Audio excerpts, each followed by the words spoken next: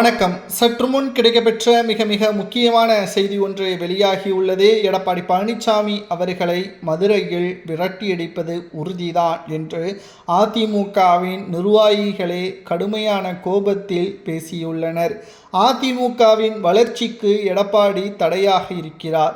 நேற்று மாலை நடைபெற்ற மதுரையில் உள்ள அதிமுகவின் மத்திய கிழக்கு மாவட்ட செயலாளர்களின் கூட்டத்தின் முடிவில் எடப்பாடி பழனிசாமியின் பேச்சுக்களும் செயல்பாடுகளும் வளர்ச்சியை நோக்கி அல்ல.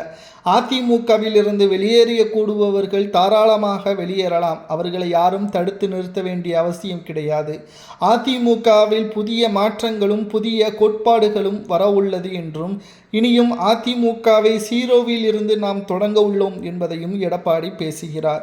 எடப்பாடி பழனிசாமியின் மனதில் எம்ஜிஆர் மற்றும் மறைந்த முன்னாள் முதல்வர் ஜெயலலிதா அவர்களைப் போல தன்னிச்சையாக செயல்படலாம் என்று நினைக்கிறார். ஆனால் எடப்பாடி செயல்படுவது நிச்சயம் ஏற்றுக்கொள்ள முடியாது.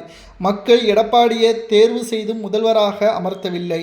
கூவத்தூரில் நடைபெற்ற கூட்டத்தில் முதல்வராக சசிகலா அவர்கள் கைகாட்டியதன் காரணமாகத்தான் இன்றைக்கு பொதுச்செயலாளர் என்ற இடத்திலும் எடப்பாடி இருக்கிறார். ஆனால் அவர்களுக்கு எடப்பாடி செய்த துரோகம்தான் தற்பொழுது அதிமுகவின் நிலைமைக்கு 3வது இடத்திற்கு வருவதற்கு முக்கிய காரணமாகவே அமைந்துவிட்டது.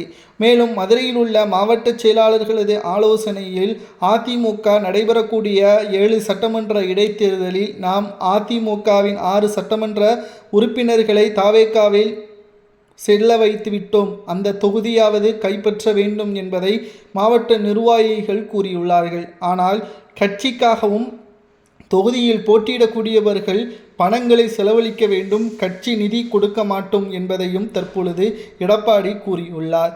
ஏனென்றால் தற்பொழுது இருக்கக்கூடிய ஆளுமை திமுக மற்றும் தாவேகா என்ற இரு பிரபலமான கட்சிகள் அதிமுக என்ற கட்சியால் ஒட்டுமொத்தமாக மீண்டும் இவர்கள் இருவரையும் வீழ்த்துவதற்கு பணம் மட்டும் இங்கு முக்கியம் கிடையாது. கொள்கையும் மக்களது பிரச்சனைகளை பேசக்கூடிய வகையில் செயல் திட்டங்களையும் அறிவிக்க வேண்டும். ஆனால் எடப்பாடி பழனிசாமி அவர்கள் இன்றைக்கு வரை உட்கட்சி பிரச்சனைகளை சரி செய்ய முடியாமலும் பொது பிரச்சனைகளை சரி செய்ய முடியாமலும் எடப்பாடி பழனிசாமி அவர்கள் அவரது பதவியை தக்க வைத்துக் கொள்வதற்காகவே பல்வேறு பிரச்சனைகளில் மாட்டிக்கொண்டுள்ளார். அதிலிருந்து மீண்டு வர வேண்டும் என்றால் அதிமுக தற்பொழுது மிகப்பெரிய அளவிலான மாற்றங்களை உருவாக்கி அரசியல் வட்டாரத்தில் திருப்புமுனையாக கொண்டு வர வேண்டும். இல்லை என்றால் மிகப்பெரிய ஒரு தோல்வி அதிமுகவிற்கு வரும் என்று கூறியுள்ளனர்.